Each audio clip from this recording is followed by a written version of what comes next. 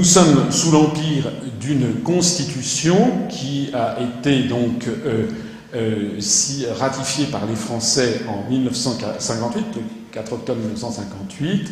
Et cette constitution, comme le montre ce petit photomontage, est en fait en train d'être passée, a été passée au broyeur, sans que les Français ne s'en rendent compte. Eh bien, nous ne sommes plus en fait en République. C'est d'ailleurs la raison pour laquelle il y a un malaise dans la société française, c'est que les Français se rendent quand même compte que nos institutions ne sont plus exactement comme avant. C'est ce que l'on va voir au cours de cette conférence. La Constitution de la Ve République, de la République actuelle, commence par un préambule. Ce préambule, les textes que je vous dirai de notre Constitution sont issus de la énième réforme qui a eu lieu, en l'espèce celle du 23 juillet 2008, qui a été voulue par Nicolas Sarkozy. Le préambule dit « Le peuple français proclame solennellement son attachement aux droits de l'homme et aux principes de la souveraineté nationale tels qu'ils ont été définis par la Déclaration de 1789. » Alors, déjà, ça mériterait déjà qu'on s'y arrête, puisque le peuple français proclame solennellement son attachement aux principes de la souveraineté nationale. Or, lorsque dans une conversation, comme à la télévision, à la radio, quand on parle de souveraineté nationale, c'est tout juste si on ne se fait pas traiter des fascistes, d'extrême droite, si on dit vous êtes des souverainistes, si on est traité plus bas que terre, alors que c'est quand même dans la première phrase, dans le préambule de notre Constitution. Au passage, d'ailleurs, je signale que l'UPR, qui refuse de se positionner à droite ou à gauche, qui n'accepte de se comparer qu'au Conseil national de la résistance, puisque nous regroupons des Français venus de tous les horizons, nous refusons quelque affiliation politique que ce soit.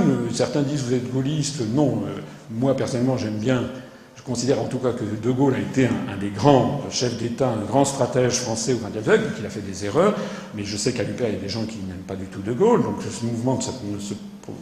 notre mouvement ne se proclame pas gaulliste, il refuse encore plus de se proclamer souverainiste. Nous ne sommes pas des souverainistes. D'abord parce que les souverainistes sont des gens qui, comme disait De Gaulle, ne savent pas ce qu'ils veulent, ils ne veulent pas ce qu'ils savent, puisqu'ils critiquent l'Europe, mais il n'est jamais question pour eux d'en sortir. Donc ça, c'est le premier point. Et le deuxième point, c'est que pour nous, souverainistes, c'est, comment dirais-je, considérer comme relatif ce qui est un absolu. La souveraineté nationale, c'est un des principaux droits de l'homme. C'est d'ailleurs un principe qui a été reconnu au niveau mondial, avec le droit des peuples à disposer d'eux-mêmes, par le pacte des Nations Unies, le pacte des droits civils et politiques des peuples du monde, qui a été adopté par acclamation le 16 décembre 1966 par l'Assemblée générale de l'Organisation des Nations Unies. Donc, pour nous, souveraineté nationale, c'est un absolu, et on n'a pas à mettre un « ist ». Parce que le « ist » ou le « isme », c'est toujours péjoratif. Enfin, pas toujours, mais très souvent péjoratif. Voilà. Donc, de la même façon qu'on ne dirait pas « vous êtes un libertiste », parce qu'on serait pour la liberté.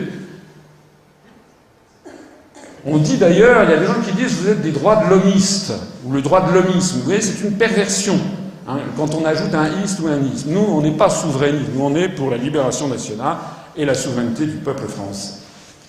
Alors, il est question, comme vous l'aurez dans la première phrase de la déclaration de 1789, de la fameuse Déclaration des droits de l'homme.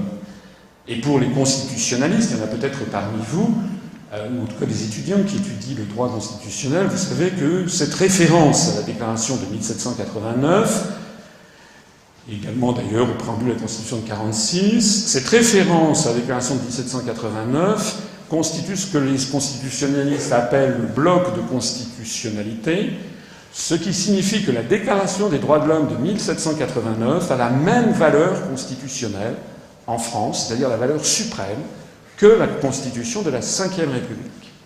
C'est la raison pour laquelle il est donc intéressant de se rappeler ce qu'est cette Déclaration des droits de l'homme et du citoyen de 1789, qui compte 17 articles, et de les examiner minutieusement, puisqu'ils ont valeur constitutionnelle en France du fait de cette notion de bloc de constitutionnalité.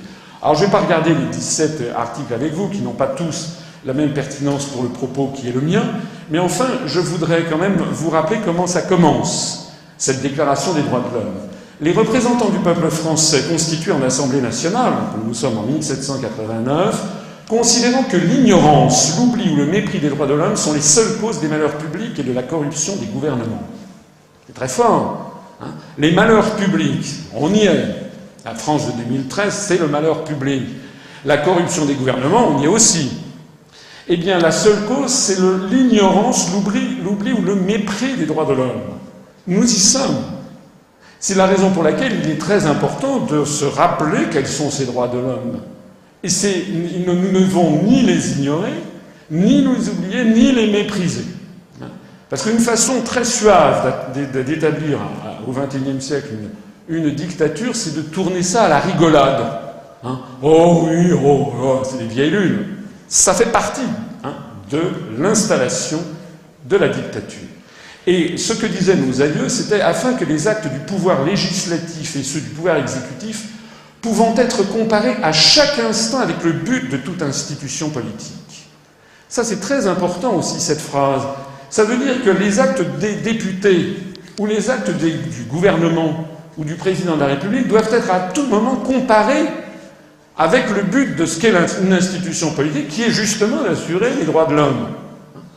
C'est donc la raison pour laquelle tout ceci, afin que les réclamations des citoyens fondées désormais sur les principes stables et incontestables, tournent toujours au maintien de la Constitution et au bonheur de tous.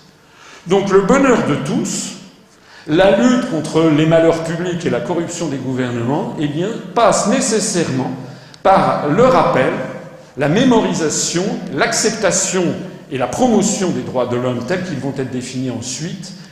Et on doit à tout instant comparer ce que font nos députés, nos gouvernements, notre président de la République par rapport à ces droits de l'homme. Alors, je vais en prendre les articles qui me paraissent les plus importants pour mon propos.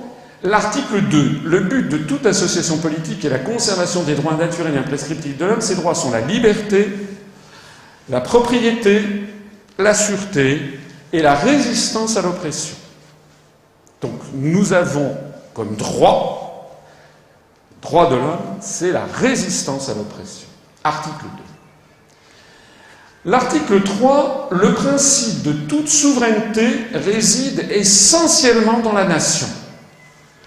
Nul corps, nul individu ne peut exercer d'autorité qu'il en émane expressément. C'est très grave, c'est très important, c'est fondamental. Ça veut dire qu'en particulier le corps législatif, qui n'est qu'une petite partie de la nation, n'a pas le droit d'exercer une autorité qui n'émane pas expressément de la nation. A fortiori, n'a-t-il pas le droit de modifier le résultat d'un référendum? Ce qui signifie que depuis le référendum du 29 mai 2005, où la nation française a voté non à 55% à la Constitution européenne, la poursuite, malgré ce vote, de la construction européenne viole l'article 3 de la Déclaration des droits de l'homme de 1789. Je suis désolé de le dire, mais nous sommes d'ores et déjà dans un pays qui n'est plus sous le régime de la Déclaration des droits de l'homme, et d'ailleurs donc que nous ne sommes déjà plus en République. J'insiste sur cet aspect des choses parce que les européistes sont toujours gênés quand on leur parle de ce qui s'est passé le 29 mai 2005. Il y a eu 55% des Français, dont peut-être une partie d'entre vous, à mon avis d'ailleurs une bonne partie, mais pas forcément tous, parce que nous avons à l'UPR, il y a, même parmi certains de nos délégués départementaux, des personnes qui ont voté oui à la Constitution européenne, mais tout le monde a le droit de se tromper. Qui ne s'est pas trompé? Vous savez ce que disait Confucius, la seule véritable erreur, c'est de ne pas reconnaître ses erreurs. Donc, on a le droit de se tromper, mais désormais, le fait que 55% des Français aient voté non et que néanmoins le corps législatif, c'est-à-dire quelques dizaines, quelques centaines de sénateurs et députés, à peu près 800, aient avalisé le traité de Lisbonne dans le dos des Français, d'ailleurs avec une parfaite connivence droite-gauche, il ne faut pas se leurrer sur le sujet, eh bien cela viole l'article 3 parce que ça veut dire que ce corps a exercé une autorité qui n'émanait pas expressément de la nation, puisque lorsque vous élisez vos députés et vos sénateurs, vous les élisez sur des sujets qui n'ont rien à voir avec l'Europe. On vote à droite, on vote à gauche, voilà. L'article 6 de la Déclaration de 1789 nous dit « La loi est l'expression de la volonté générale. Tous les citoyens ont le droit de concourir personnellement ou par leurs représentants à sa formation. Elle doit être la même pour tous, soit qu'elle protège, soit qu'elle punisse. » Ça veut dire quoi? Tous les citoyens ont le droit de concourir personnellement ou par leurs représentants. Par leurs représentants, c'est la forme naturelle par des lois votées par des députés, mais personnellement, ça veut dire par référendum. Or, je rappelle que le référendum est quasiment en train de tomber en désuétude en France. Je rappellerai d'ailleurs à la fin de cette conférence que nous sommes en faveur de développer le système référendaire pour lui ôter ce parfum un petit peu, comment dirais-je, de plébiscitaire qu'il a acquis en France depuis Napoléon Ier et Napoléon III, donc il a un peu mauvaise presse. Nous considérons que si l'on regarde par exemple la Suisse ou la Californie, ce sont des États, en tout cas la Suisse, où il y a de très nombreux référendums, où on pose beaucoup de questions aux gens, et si vous faites régulièrement des référendums et où on pose pas mal de questions aux gens, écoutez, ça perd de son parfum plébiscitaire. Nous sommes également, je reviendrai tout à l'heure, en faveur du référendum d'initiative populaire, puisqu'il est tout à fait normal que l'on considère qu'une majorité, s'il y a un nombre X de dizaines de milliers de signatures de citoyens qui veulent qu'il y ait un référendum, il est normal qu'on tienne un référendum. Sinon, ça veut dire qu'on considère que le peuple doit être tenu en tutelle, sous tutelle, comme un mineur. Alors, par ailleurs, tous les citoyens étant égaux à ses yeux sont également admissibles à toute dignité, place et emploi public selon leurs capacités et sans autre distinction que celle de leur vertu et de leur talent. Pourquoi nos aïeux ont écrit ça en 1789? C'était justement pour lutter contre le fait que, vous savez, les emplois publics, comme on disait, étaient réservés à l'aristocratie. Donc c'était une question de naissance. Mais il y avait aussi la bourgeoisie qui pouvait y avoir un petit peu accès du fait de ce qu'on appelait la vénalité des charges, la vénalité des offices, qui avait été créée, c'est une longue histoire, par Charles VII, bien à la fin de la guerre de 100 ans, mais qui avait connu un développement considérable sous Louis XIV, Louis XV et Louis XVI. Pour essayer de financer le budget, on vendait aux plus offrants la charge de l'équivalent de trésorier payeur général ou ce genre de choses. Alors ça avait été donc condamné formellement, et c'est le principe des concours administratifs, de repérer les vertus et leurs talents. Alors, en particulier, le népotisme. Vous savez ce que ça veut dire, le népotisme? Ça vient de népos, le neveu. C'est un mot qui est apparu à la Renaissance lorsque les papes du style Alexandre Borgia nommaient cardinaux leurs neveux quand il ne s'agissait pas de leurs enfants, purement et simplement. Donc le népotisme fait des ravages dans la société française contemporaine. Et ce népotisme, le président de la République qui s'arrange pour que son fils prenne une présidence d'un établissement public, vous vous rappelez, ça a fait scandale, ça ne s'est pas fait finalement, qui s'arrange pour qu'il soit élu au Conseil général. Et si vous prenez d'ailleurs l'ensemble du spectre politique français, on est quand même sidéré. Le Front National est une SARL, vous avez le père fondateur, la fille, le gendre, la petite fille, bientôt la belle-mère, le grand-père, etc. Enfin, c'est dingue. Mais c'est pareil ailleurs. Le Parti Socialiste, vous avez M. Jacques Delors, avec sa fille Martine Aubry, avec sa petite fille Clémentine Aubry, et puis vous avez José Bové avec Marie Bové, et puis vous avez François Hollande, Ségolène Royal, leur fils Thomas Hollande, et puis vous avez au Parti communiste M. Pierre Laurent, qui est le fils de Paul Laurent, etc., etc. C'est affreux. Je me flatte d'abord d'avoir créé moi-même à partir de zéro l'Union populaire républicaine, et qu'il n'y a chez nous aucun fils d'archevêque. D'ailleurs, je renvoie à notre programme pour toute une série de moralisations sur ces questions. En attendant, ce népotisme viole la Déclaration des droits de l'homme, en particulier l'article 6. L'article 10. Nul ne doit être inquiété pour ses opinions, même religieuses, pourvu que leurs manifestations ne troublent pas l'ordre public établi par la loi. L'article 11. La libre communication des pensées et des opinions est un des droits les plus précieux de l'homme. Tout citoyen peut donc parler, écrire, imprimer librement, sauf à répondre de l'abus de cette liberté dans les cas déterminés par la loi. Alors je suis désolé, mais à mon avis, les sanctions administratives ou professionnelles qui frappent tous ceux qui ne sont pas d'accord avec le dogme euro-atlantiste, j'en sais quelque chose. J'ai été mis dans un placard administratif pour avoir notamment transmis un dossier qui s'appelait « Le basculement du monde » où j'expliquais en 2004 que, 1, les États-Unis étaient au bord de la faillite, bien plus endettés que la France, que 2, nous allions vers une crise économique systémique, que 3, il y avait un accord secret Washington-Pékin qui permettait en fait c'était « je te tiens, tu me tiens » par la barbichette entre la Chine et les États-Unis, et que 4, la variable d'ajustement mondial du déficit de la balance des paiements courants américaine, c'était en fait la monnaie européenne, et qui allait monter et qui allait causer des problèmes de plus en plus importants jusqu'à l'explosion finale de cette monnaie. En 2004, le moins qu'on puisse dire, c'est que 9 ans après, ce dossier a été, quand même, c'est un gros dossier de 100 pages, a été très largement confirmé par les événements. En tout cas, c'est quand même ceci qui a fait que l'on a brisé ma carrière administrative.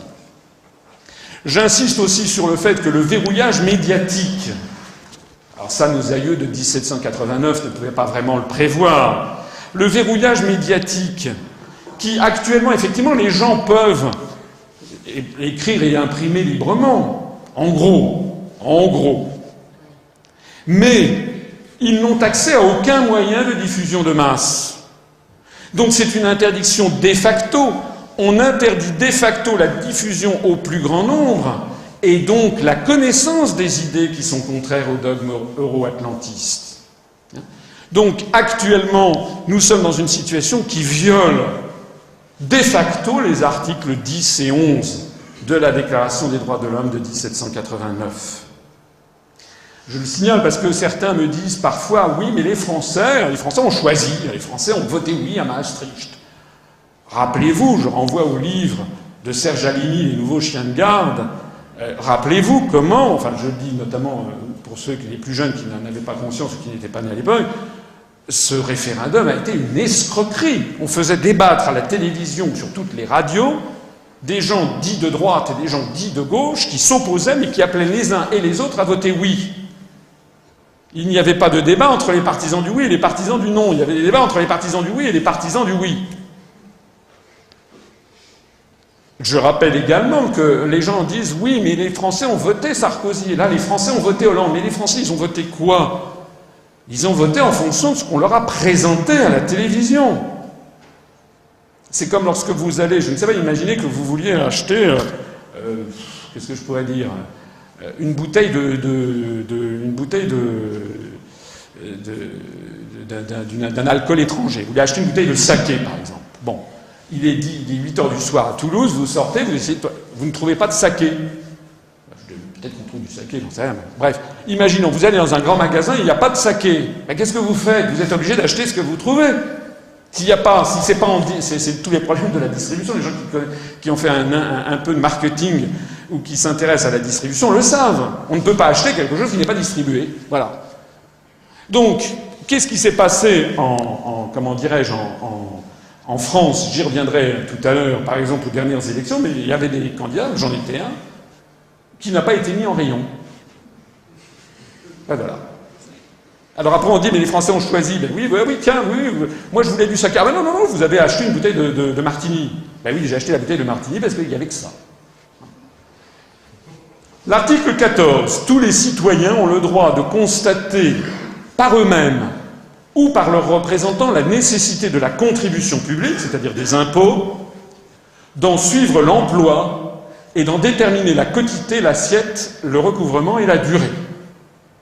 Je suis désolé, mais les grandes orientations de politique économique, les GOPE, qui sont fixées aux États par la Commission européenne en vertu de l'article 121 du traité sur le fonctionnement de l'Union européenne notamment, de même que le pacte budgétaire européen, dont le titre exact c'est Traité sur la stabilité, la coordination et la gouvernance, vous savez, le fameux TSCG. M. Hollande s'est fait élire en disant « je vais, comment dirais-je, modifier le TSCG ». Il n'a évidemment rien modifié du tout, conformément d'ailleurs à ce qu'on avait dit, parce qu'il n'en a pas le pouvoir. Il faudrait qu'il ait l'ascendant sur 26 autres chefs d'État et de gouvernement pour les amener à faire comme il le souhaite. C'est évidemment exclu. Quant à l'ascendant de M. Hollande, bon.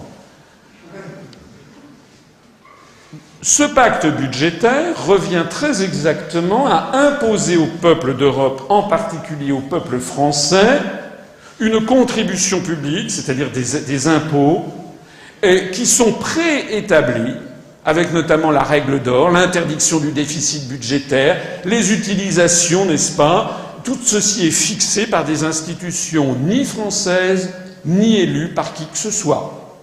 Eh bien, ça viole l'article 14 de la Déclaration des droits de l'homme de 1789, qui mettait que les citoyens avaient le droit de constater par eux-mêmes ou par leurs représentants la nécessité de la contribution publique, de la consentir librement. Les Français ne l'ont pas consenti librement. L'article 16 de la Déclaration des droits de l'homme, vous voyez qu'enfin, quand même, toute notre Déclaration des droits de l'homme est piétinée. L'article 16, toute société dans laquelle la garantie des droits n'est pas assurée ni la séparation des pouvoirs déterminée n'a point de constitution. Alors ça fait référence, pour ceux qui connaissent l'histoire, notamment l'histoire de la pensée politique, hein, à la fameuse théorie de la séparation des pouvoirs de Montesquieu, le baron Montesquieu, vers 1744. Je suis désolé là aussi, mais le fonctionnement de l'Union européenne, où la Commission exerce à la fois des compétences législatives, puisqu'elle est la seule initiatrice possible des directives. Les représentants des États n'ont pas le droit d'émettre quelque proposition que ce soit. C'est interdit. C'était d'ailleurs pas comme ça au début, hein, dans le traité de Rome. C'est avec le traité de Maastricht et les suivants que c'est arrivé. C'est-à-dire que désormais, le monopole de l'initiative des directives européennes, c'est-à-dire des lois européennes, est uniquement de l'ordre de la Commission. Or, comme par ailleurs les États sont 27 et se bouffent le nez constamment, bien entendu, ils sont incapables de se mettre d'accord sur quoi que ce soit. Donc, en fait, le véritable législateur de l'Union européenne, c'est la Commission. Mais c'est également le véritable gouvernement, puisqu'elle met en œuvre les directives qu'elle a établies. Donc, nous sommes justement dans un système de confusion totale des genres, et en particulier de non-séparation des pouvoirs. Donc, nous sommes sous l'empire d'une institution qui viole l'article 16 de la Déclaration des droits de l'homme de 1789.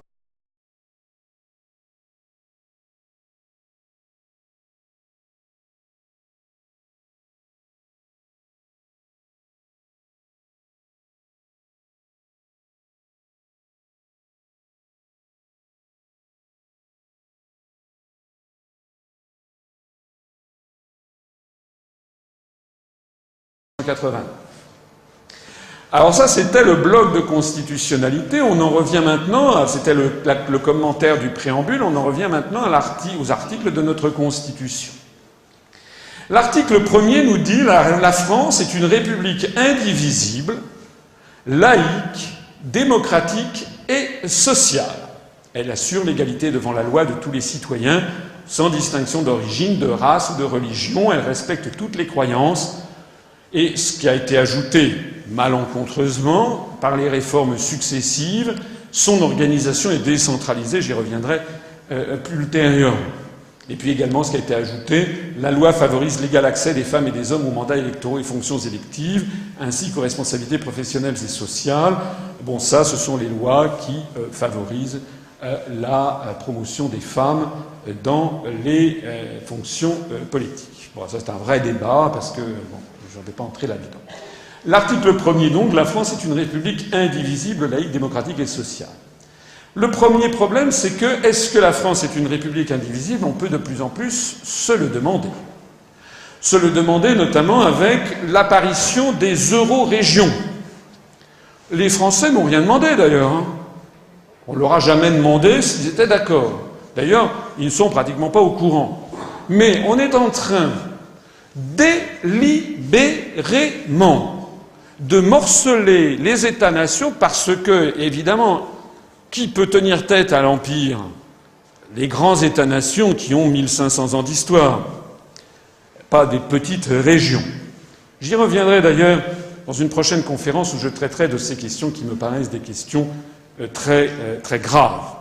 En attendant, on voit fleurir des projets de coopération administrative qui, de façon délibérée, promus par l'Europe, se jouent des frontières nationales pour en fait en espérant hâter la nécrose des nations.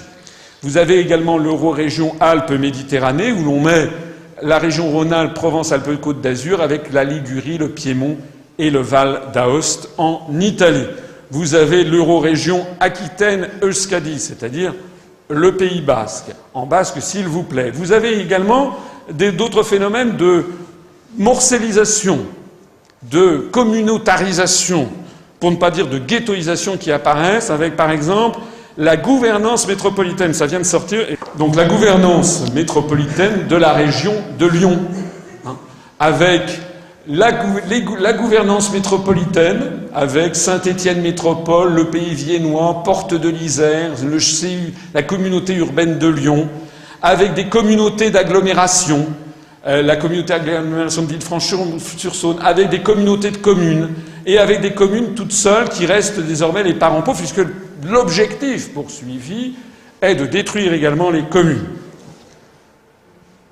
L'objectif poursuivi par les gens qui nous gouvernent, les vrais, pas la marionnette qui est à l'Élysée, mais les vraies personnes qui nous gouvernent, c'est de tout faire c'est un fantasme un peu puéril en fait, c'est de vouloir que tout le monde vous ressemble.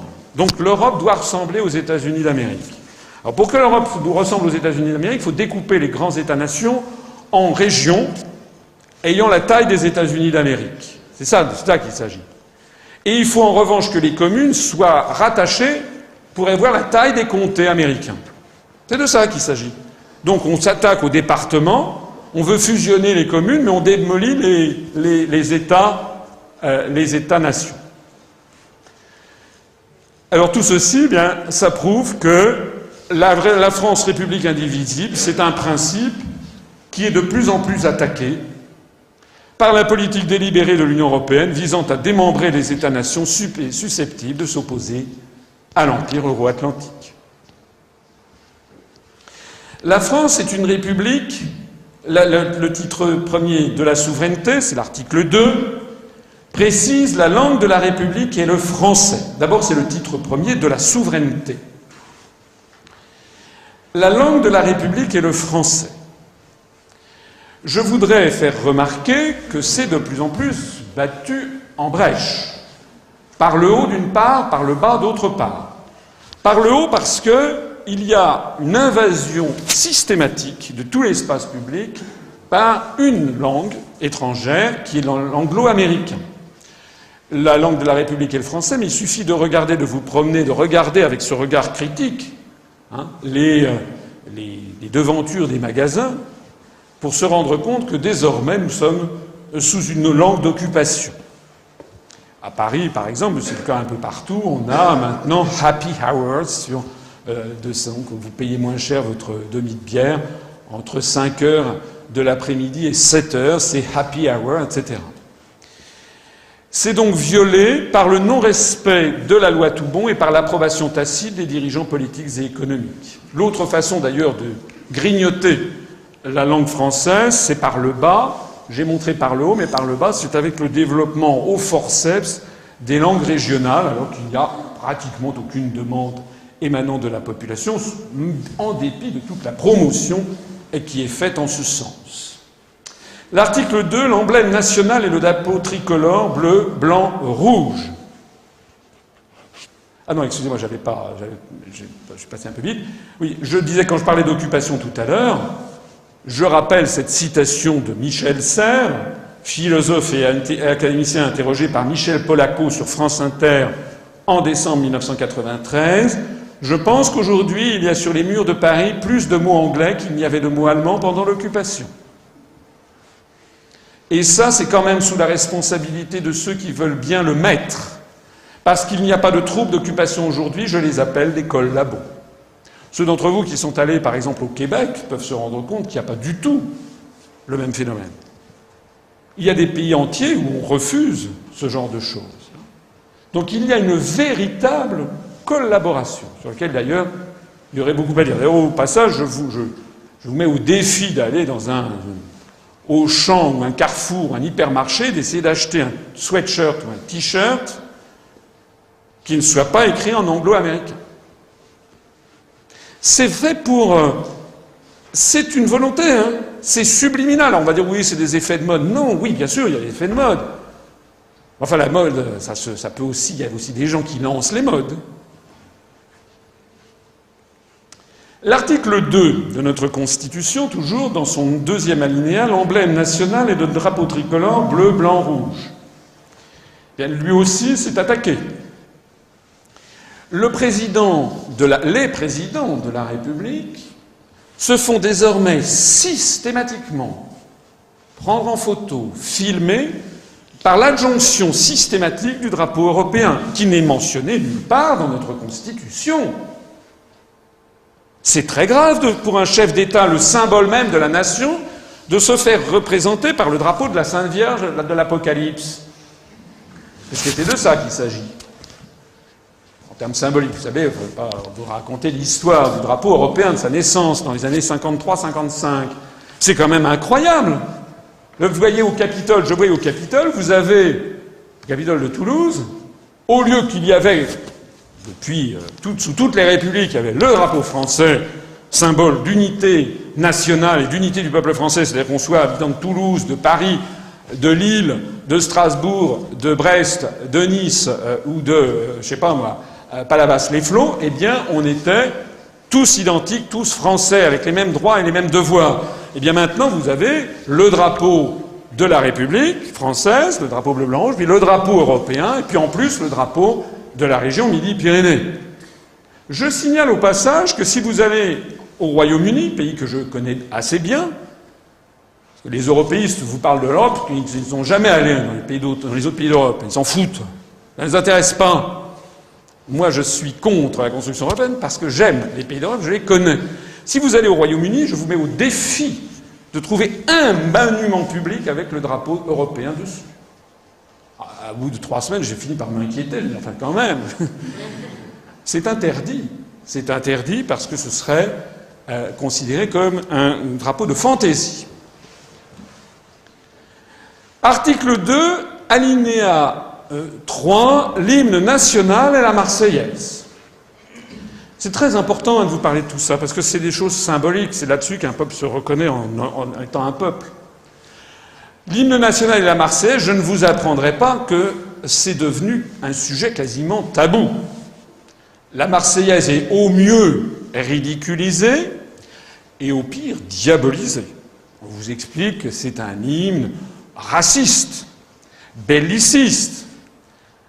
Alors, s'agissant du côté belliqueux, c'est vrai, mais je vous invite à aller regarder les hymnes nationaux de la quasi-totalité des États du monde, à commencer par les États-Unis d'Amérique, où l'hymne national fait référence au combat entre les États-Unis et l'Angleterre. Mais par ailleurs, c'est le cas de très nombreux autres hymnes nationaux. Diabolisé, je ferai ici référence à ce passage de ma conférence sur l'histoire de France, et que j'aime bien rappeler. Rappeler comment est née la Marseillaise pour l'hymne de chant de l'armée du Rhin. Il s'agit du peuple en armes qui se lève pour aller défendre la République face à qui? Face aux Européens, déjà, c'est-à-dire aux nobles émigrés, nobles français qui ont fui la République pour faire alliance avec les autres peuples d'Europe, du moins les cours d'Europe, pour aller mater la République française. C'est pas nouveau que les élites de la France trahissent leur propre pays et veuillent faire alliance avec les autres puissances européennes pour mater les Français. Ça a toujours été le cas. C'est déjà, le dimanche de Bouvines, Philippe Auguste, justement, se bat contre plusieurs féodaux qui, justement, ont fait alliance avec les puissances d'Europe. On est au XIIIe siècle. Charles VI, lorsqu'il signe le traité de Troyes de 1420, considère que la France ne vaut plus un clou. Il est à moitié zinzin, mais il est sous l'influence d'Isabeau de Bavière, sa femme, et donc il donne la France ensuite à l'héritage, ça sera au roi d'Angleterre. Alors c'est pareil, les nobles, vous savez que le futur Charles X, le comte d'Artois, fuit la France dès le 15 ou le 16 juillet 1789. C'est le début, le flot de l'émigration qui va aller où? En Allemagne, en Angleterre, ou un peu dans les pays alentours, mais particulièrement en Allemagne, pour ameuter les cours en Allemagne des différents souverains allemands pour faire une alliance pour aller mater la République. Alors c'est justement à ce moment-là que va apparaître la Marseillaise, puisque c'est le chant pour l'armée du Rhin de volontaires marseillais qui montent vers Strasbourg pour aller défendre les armées de la République. Alors examinons les couplets de la Marseillaise. Le premier couplet: Allons enfants de la patrie, le jour de gloire est arrivé. Contre nous de la tyrannie, l'étendard sanglant est levé. Entendez-vous dans les campagnes mugir ces féroces soldats, ils viennent jusque dans vos bras, égorger vos fils et vos compagnes.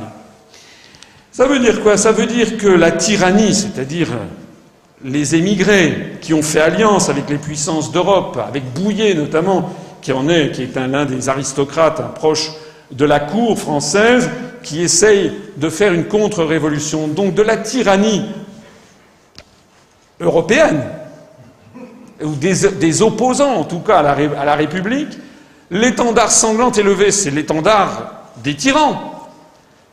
Et si leur étendard est sanglant, c'est parce que il est sanglant de notre sang à nous. D'ailleurs, les féroces soldats, ce sont les soldats de la tyrannie, des nobles émigrés, et d'ailleurs aussi des forces européennes, et c'est eux qui viennent jusque dans vos bras égorger vos fils et vos compagnes, à vous, le peuple français. Ceux qui font donc couler le sang, ce sont justement les forces réactionnaires et anti-républicaines. Le couplet de « Que veut cette horde d'esclaves, de traîtres, de rois conjurés, pour qui ces ignobles entraves, ces fers dès longtemps préparés, français, pour nous, à quel outrage, quel transport il doit exciter, c'est nous qu'on ose méditer de rendre à l'antique esclavage. » Excusez-moi, mais on peut faire une transposition presque terme à terme avec notre époque. On pourrait dire aujourd'hui, les 11 enfants de la patrie, le jour de gloire est arrivé, contre nous, de la tyrannie européenne, l'euro sanglant est levé.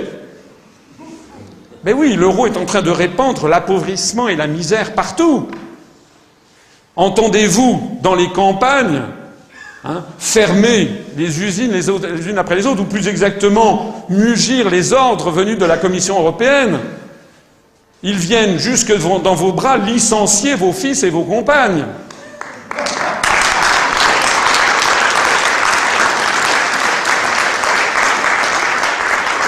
Que veut cette horde d'esclaves, de traîtres, de présidents de la République conjurés?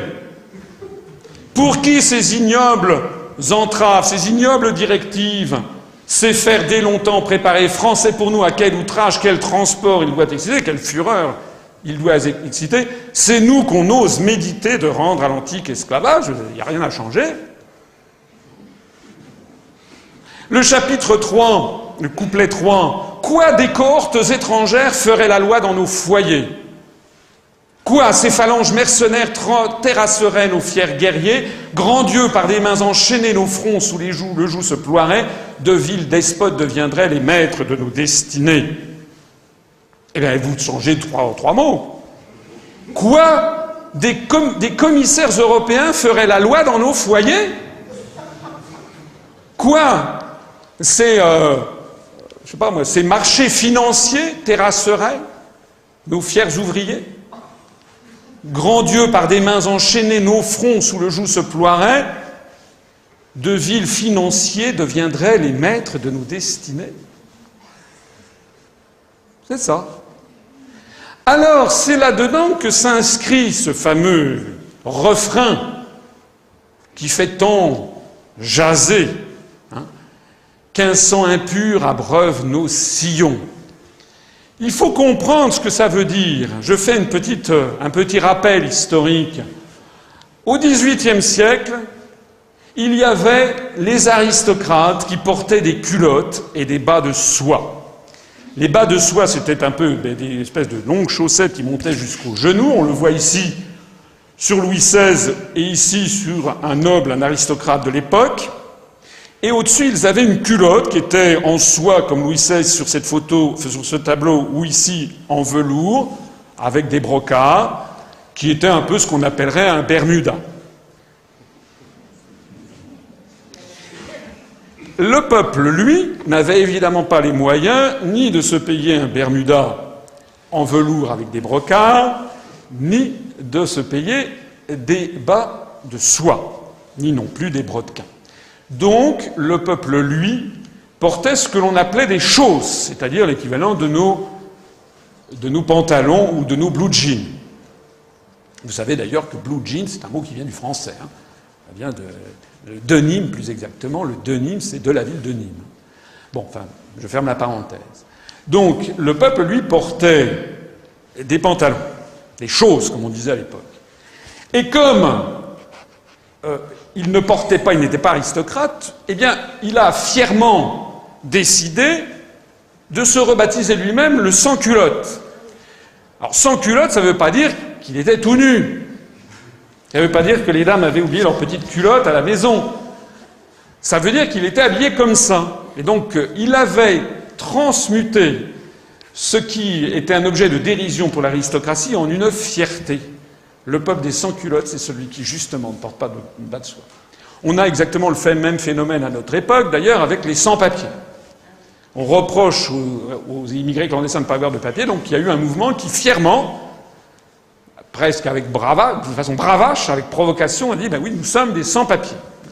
C'est le côté cocorico. C'est pareil d'ailleurs pour le coq gaulois. Le coq gaulois, c'était un objet de dérision, puis les Français s'en sont emparés en disant oui, effectivement, notre symbole, c'est le coq. C'est le côté un peu bravache et provocateur des Français.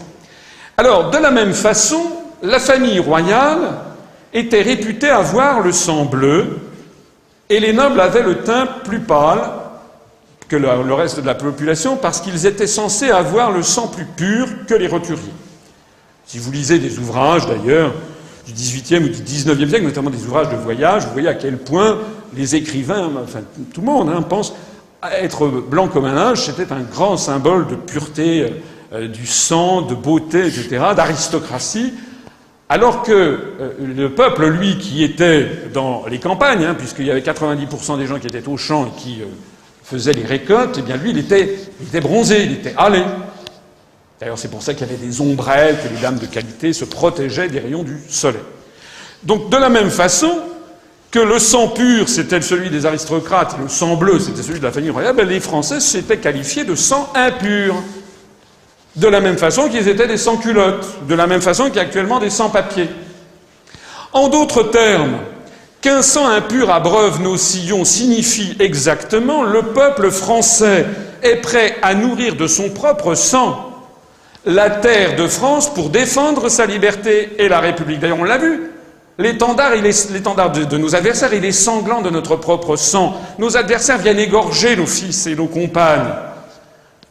Ceci est confirmé par le 4e couplet, d'ailleurs. « Tous tes soldats pour vous combattre, s'ils tombent, nos jeunes héros, la terre en produit de nouveau, comme s'ils sortaient de la terre nourricière. » C'est ça que ça veut dire. Qu'un sang impur abreuve nos sillons, c'est-à-dire, ben oui, nous, le peuple, nous avons le sang impur, on va abreuver les sillons qui vont mener à la Révolution et au triomphe de la Révolution. Le sang impur de la Marseillaise désigne donc le sang du peuple français, prêt à mourir contre la noblesse européenne, coalisée avec les immigrés qui ont fui à Coblence. Cette formule n'a strictement rien à voir avec une théorie xénophobe ou raciale. Je signale au passage que l'essai sur l'inégalité des races humaines du comte Arthur de Gobineau, qui est un peu le lancement des théories racistes, date de 1853, c'est postérieur de 64 ans. Or, je m'étonne que personne en France, à part moi semble-t-il, ne corrige ces gens qui, de façon, avec une litanie constante, viennent essayer de nous faire croire que la Marseillaise, nous devrions avoir honte de ce chant. Je poursuis sur l'article 2, toujours. La devise de la République est liberté, égalité, fraternité. Je dirais de façon un peu comique, mais triste également, que ceci a été complètement dénaturé par les politiques décidées par la Commission européenne. L'article 32, 39, 63, 121, 123, 125, 282, etc. du TFUE.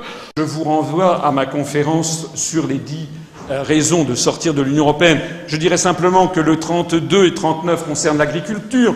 Le 63 concerne, vous savez, l'interdiction d'interdire les délocalisations, d'interdire les mouvements de capitaux.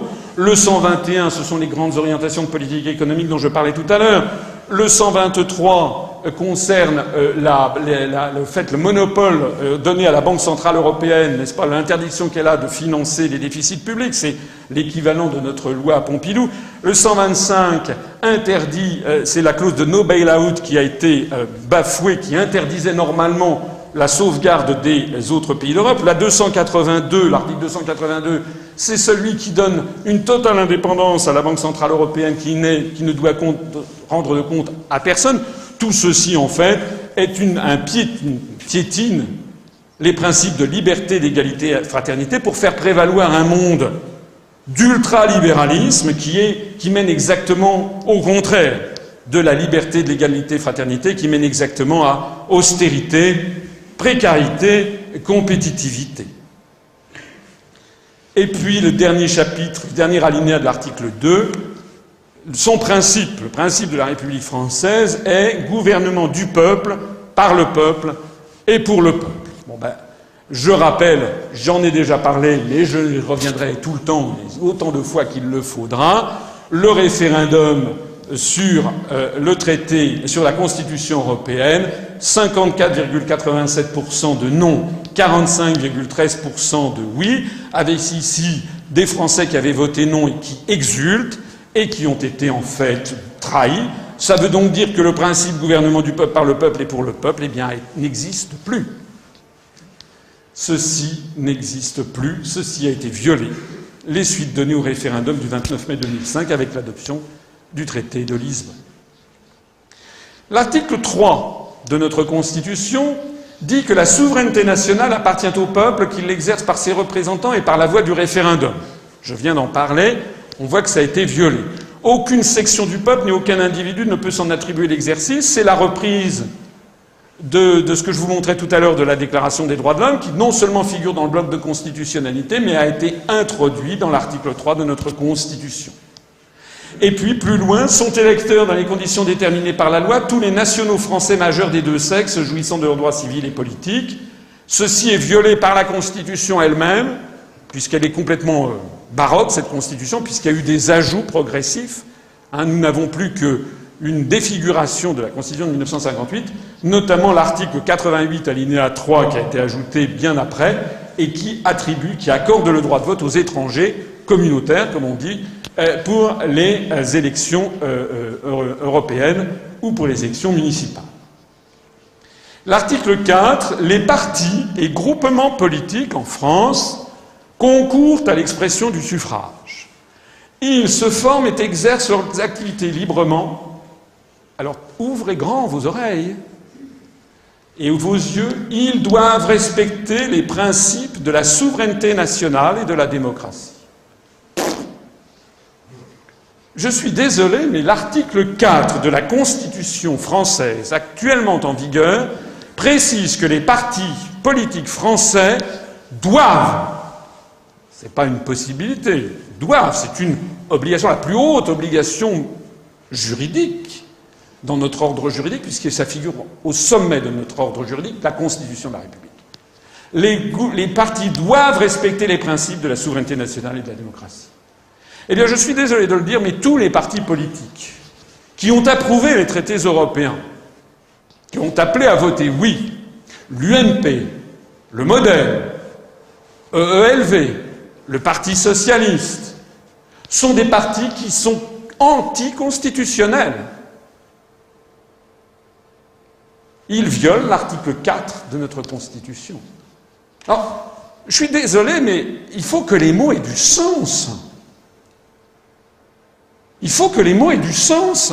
Normalement, dans une république qui tiendrait la route, d'abord, il faudrait qu'il y ait une capacité de saisine par les citoyens du Conseil constitutionnel, ce que d'ailleurs je propose, que nous proposons, on en parlera à la fin, que par ailleurs le Conseil constitutionnel ne soit pas composé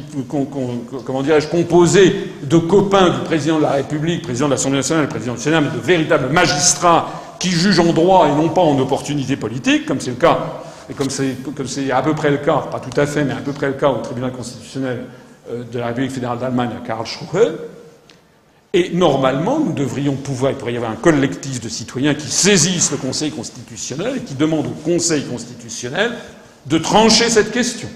Est-ce que des partis politiques qui propose, qui approuve le traité de Lisbonne, qui d'une part piétine le référendum des Français du 29 mai 2005 et qui par ailleurs propose la création d'une entité politique qui ne cesse que de vider de sens la souveraineté nationale, est-ce que c'est conforme à l'article 4 de notre Constitution?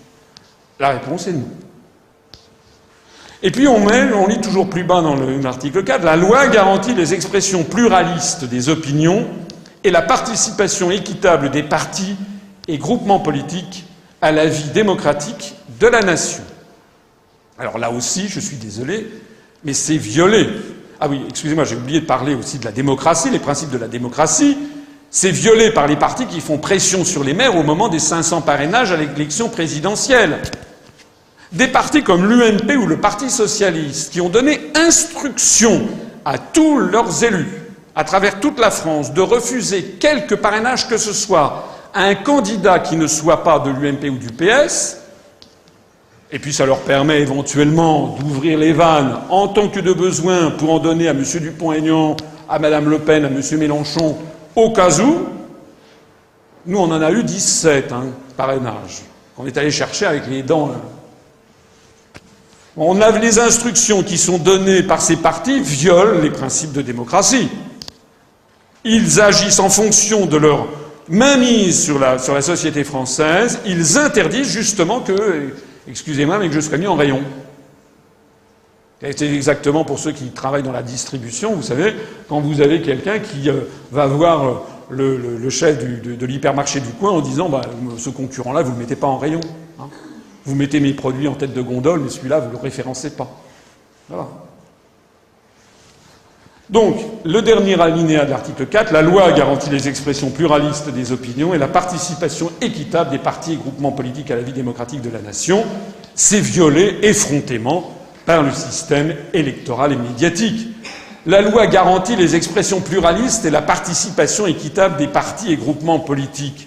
Je rappelle ce que je montrais, je crois hier, je n'en suis plus tout à fait certain parce que je fais beaucoup de conférences en ce moment, mais en tout cas il y en a parmi vous qui n'ont peut-être jamais vu ce graphique, je me permets de le rappeler.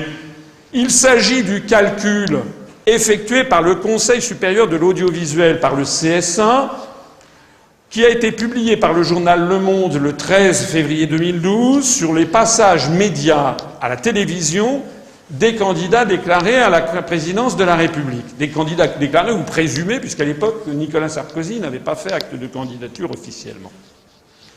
Il s'agit de leur temps de passage au cours du mois de janvier 2012, il y a un an. Alors pourquoi le mois de janvier? Parce que, bon, c'est la statistique dont je dispose, il faudrait que je prenne d'autres statistiques, mais c'est très important le mois de janvier, février, parce que c'est le moment où les spécialistes considèrent que se cristallise l'opinion publique jusqu'à la fin de l'année N-1, sachant que l'année N, c'est l'année où il y a l'élection présidentielle, les Français ne se mobilisent pas trop. Et puis à partir du 2-3 janvier, ils se disent « Tiens, mais au fait, je vais voter pour qui ?» C'est dans quelques mois, donc là, les gens commencent à s'y intéresser. Et en plus, c'est le moment où bat son plein la recherche des 500 parrainages. Alors il est très intéressant de voir ce qu'a donné cette couverture média dans les chaînes de télévision françaises, c'est-à-dire TF1, France 2, France 3, Canal, Canal+, Arte, M6, iTélé, BFM Télé, France 24, et j'en oublie peut-être une. Alors ça donnait quoi? Eh bien, M. Hollande, au cours de ce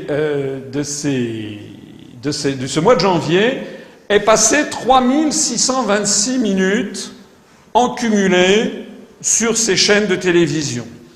Ce qui fait, ici j'ai mis en heures, ça fait 62 heures à peu près, en cumulé. M. Sarkozy, président de la République en exercice, est passé 3450 minutes, c'est-à-dire un petit peu moins de 58 heures. Il y a déjà une curiosité, c'est que le président de la République en exercice, dont on pensait a priori qu'il avait tout pouvoir sur les médias, est quand même passé 4 heures de moins que M. Hollande. En d'autres termes, si l'oligarchie euro-atlantiste, qui en fait tient les ficelles de tout ce dispositif média, avait décidé à l'avance de faire élire Hollande plutôt que Sarkozy pour donner au peuple ce qu'il veut, c'est-à-dire le changement c'est maintenant, il n'aurait pas agi autrement. Le numéro 3, c'était M. Bayrou, qui est passé 913 minutes, c'est-à-dire, comme vous le voyez, à peu près 15 heures. Il y a quelque chose quand même qui sidère. Qui a donc décidé qu'il y avait deux candidats qui avaient le droit de passer 58 et 62 heures, et le troisième n'a plus droit qu'à 15 heures? Où est l'égalité? Est-ce qu'il est inscrit dans la Constitution que nous examinons ensemble que seul le candidat présenté par l'UMP et le Parti socialiste ont vocation à devenir président de la République, et de ce fait doivent donc bénéficier d'un avantage considérable dans les médias? Ça n'existe pas. C'est fondé sur le fait que ce sont les deux candidats qui vont gagner. C'est exactement comme si aux Jeux Olympiques on prenait, je ne sais pas moi, les meilleurs coureurs américains ou jamaïcains du 400 mètres, on prend les deux premiers, et pour le 400 mètres, on leur donne un avantage sur les autres et non pas un handicap, on leur donne un avantage de 250 mètres. Et après on va nous dire, ben les Français ont choisi librement.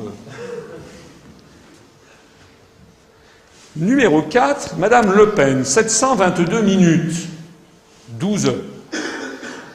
Ce qui est à la fois beaucoup moins que les autres, mais ce qui n'est quand même pas mal pour quelqu'un qui se plaint d'être, paraît-il, l'ennemi du système. Ah, elle se plaint pas, elle se gargarise. Le Front National se gargarise d'être le seul vrai opposant. Il est passé quand même 12 heures. Et puis après ça, vous avez M. Mélenchon, 568 minutes. Un peu moins de 10 heures. Pourquoi M. Mélenchon est-il passé moins de 10 heures quand Mme Le Pen avait droit à 12 heures? Les gens qui tirent les ficelles, qui se seraient dit qu'il valait peut-être mieux faire monter un peu Mme Le Pen pour faire abaisser un peu Sarkozy et ne pas trop donner de temps de parole à Mélenchon pour bien pousser Hollande, s'ils avaient voulu faire ça, ils n'auraient pas agi autrement. Et puis après ça, vous aviez Madame Joly, 484 minutes, c'est-à-dire 8 heures. Et puis après ça, vous aviez Monsieur Morin, dont tout le monde a à peu près oublié l'existence, ce qui n'est pas grave. Il fut ministre de la Défense nationale. Il a laissé d'ailleurs un souvenir épouvantable. Monsieur Morin, c'est le type qui a créé le nouveau centre. Bon. Nouveau que simplement une nouvelle ambition d'un incapable qui donc veut être calife à la place du calife. Alors il avait annoncé qu'il serait candidat, finalement il ne l'a pas été, il a quand même eu droit, ce monsieur, à 202 minutes, c'est-à-dire quand même presque, oui, même plus, ça fait 3 heures et 20 minutes. Et puis en numéro X, vous avez monsieur de Villepin, 186 minutes. Je ne suis pas là pour défendre monsieur de Villepin, auquel j'ai beaucoup de choses à reprocher, notamment, j'ai des choses à le féliciter, c'est notamment son discours à l'ONU contre la guerre en Irak en 2003, ça c'était très très bien, je lui ai d'ailleurs personnellement écrit pour le féliciter, il avait eu la gentillesse de me répondre un mot gentil, mais en revanche, il a été ensuite le ministre des Affaires étrangères et qui a signé la Constitution européenne, faut pas l'oublier. En attendant, M. de Villepin était quand même, globalement, sans doute le plus gaulliste, si tant est qu'on puisse appeler ça gaulliste, des candidats en présence. C'était surtout le seul ancien Premier ministre se présentant à la présidence de la République. Il a eu droit à 3 heures. J'aimerais que l'on m'explique qui décide qu'un ancien Premier ministre, et il n'était pas un vieillard cacochime, il était Premier ministre, il avait été Premier ministre jusqu'en 2007. Comment un ancien Premier ministre, encore jeune, a droit à seulement 186 minutes, c'est-à-dire 3 heures, quand Mme Le Pen, prétendument boycottée par les médias, a droit à 12 heures. Probablement que M. de Villepin inquiétait davantage le système que Mme Le Pen. Après, vous avez les petits candidats, M. Dupont-Aignan, 114 minutes, ça fait quand même 2 heures, c'est quand même pas mal, par rapport à d'autres. Madame Arthaud, de Lutte ouvrière, 107 minutes, ça fait quand même plus d'1 heure et demie. Madame Boutin, 101 minutes. Est-ce que vous savez quel est le parti politique de Madame Boutin? Bon. Non, c'est le PCD, le Parti chrétien-démocrate. Elle annonce 9500 adhérents sur Wikipédia, puisqu'elle a droit, elle, à une page Wikipédia française. Vous savez que nous sommes interdits de page Wikipédia français. Ça veut dire que je n'existe pas et vous non plus. D'ailleurs, cette réunion n'a pas d'existence. Mais Madame Boutin, elle a droit à une page où on explique qu'elle a 9500 adhérents. Je pense, sans être trop méchant, qu'on peut retirer 2 zéros. Elle doit avoir à peu près une centaine d'adhérents. Après ça, vous avez Madame Lepage. Madame Lepage, connaissez-vous le parti politique de Madame Lepage? CAP 21. Vous savez ce que ça veut dire, CAP 21? Ça veut dire que son objectif est d'avoir 21 adhérents. Eh bien, Madame Lepage a quand même eu droit à 92 minutes. Et puis vous aviez Monsieur Poutou, du NPA, le successeur de Monsieur Besancenot, qui n'avait pas tout à fait la même prestance, et qui avait eu droit à 36 minutes. Et puis vous avez eu droit à Monsieur Nious, de Chasse, Pêche, Nature et Tradition, 9 minutes. Et puis vous avez eu droit, ou plus exactement, vous n'avez pas eu droit, à Asselineau, qui lui a eu droit exactement à 0 heure, 0 minute et 0 seconde. Alors même que j'avais présenté mon programme présidentiel le 3 décembre précédent, qu'il continue d'ailleurs à être consulté. Actuellement, on en est à plus de 70 000 visionnages. Ça continue, pas évidemment. Ce programme étant très bien, tout à fait d'actualité, les gens qui le découvrent se disent « Tiens, mince, comment se fait-il que ce type, on l'a jamais vu ?» Nous avions invité collectivement des dizaines, plus de 100 journalistes à venir. Évidemment, aucun n'est venu. Voilà comment ça marche. Donc, c'est pour tout ceci, c'était sous le chapitre de l'article de la Constitution française qui dit que tout le monde a un accès égal à peu près aux médias. Le titre 2 de notre Constitution sur le président de la République, l'article 5. Le président de la République veille au respect de la Constitution. Celle-là. Je suis désolé, si le président de la République veille au respect de la Constitution, il faut aller inculper, mettre en examen M. Sarkozy, surtout que maintenant il n'a plus d'immunité, et puis on attend au tournant M. Hollande. Parce que justement, il ne veille pas au respect de la Constitution, et au contraire, il la sabote. Il assure par son arbitrage le fonctionnement régulier des pouvoirs publics ainsi que la continuité de l'État, notamment des services publics. Il est le garant de l'indépendance nationale. Quand nous, on parle d'indépendance nationale, on se fait regarder comme si on avait lâché une flatulence, alors que c'est quand même l'alinéa 2 de l'article 5. De l'intégrité du territoire et du respect des traités. Ça a été écrit en 1958. C'est quand même un texte assez génial quand vous y réfléchissez. Parce que ce texte a bien montré quels étaient les problèmes qui risquaient d'arriver. Et d'ailleurs, ils sont arrivés. Et donc, nous vivons sous l'empire d'une Constitution, vous allez voir toute la suite est du même acabit, où toute notre Constitution a été vidée de sens. Mais le sens des mots, il est bel et bien là. Le président de la République doit être le garant de l'indépendance nationale, de l'intégrité du territoire, c'est-à-dire justement refuser le démembrement qui avance à grands pas. Vous voyez ce qui se passe en ce moment en Espagne, au Royaume-Uni ou en Belgique. Le démembrement à grands pas donc c'était veiller à l'intégrité du territoire et le respect des traités. Alors, tout ceci a été violé dans son esprit par plusieurs présidents de la République, mais sans doute parmi les champions en l'espèce, par Nicolas Sarkozy avec le traité de Lisbonne. Ça a été violé, la continuité de l'État s'est violée dans son esprit par le démantèlement et la privatisation continuelle des services publics exigés par la Commission européenne. Le garant de l'indépendance nationale, cette fonction a été violée par tous les présidents de la République à partir de Valéry Giscard d'Estaing. Valéry Giscard d'Estaing qui a été celui qui, notamment, a lancé le principe de l'élection au suffrage universel du Parlement européen, donc d'en faire une espèce de basculer vers le principe d'une Europe fédérale. L'article 6 sur le président de la République, le président de la République est élu pour 5 ans au suffrage universel direct. Je rappelle que dans la version antérieure, il était élu pour 7 ans. conformément d'ailleurs à ce qu'avaient été toutes les républiques précédentes. L'amendement Wallon, justement, ou Vallon, qui a créé la Troisième République. Vous savez que la Troisième République a été créée de façon subreptice. Il n'y a jamais eu une grande constitution. Il y a eu des lois constitutionnelles qui sont venues après. Mais vous savez qu'à l'époque, il y avait une majorité de parlementaires qui étaient monarchistes. Et comme on n'arrivait pas à se mettre d'accord et que le comte de Chambord, le futur Henri V, avait refusé le drapeau bleu-blanc-rouge, on était dans une expectative. Et donc il y a un député comme ça, Wallon, qui a dit tiens, on pourrait créer une fonction de président de la République pour 7 ans, et c'est comme ça qu'on a créé la Troisième République. C'est quand même assez extraordinaire. Eh bien donc, depuis, on avait le septennat. Alors, la réforme du quinquennat a dénaturé la République. Cette réforme a été décidée par Jacques Chirac, approuvée par les Français par le référendum du 24 septembre 2000, il y a 13 ans, avec 73% de oui. Donc un oui très massif des Français, parce qu'on leur a dit c'est formidable, vous allez pouvoir virer les chefs d'État plus facilement, vous allez pouvoir choisir plus facilement. Alors, évidemment, les gens vont dire c'est très bien.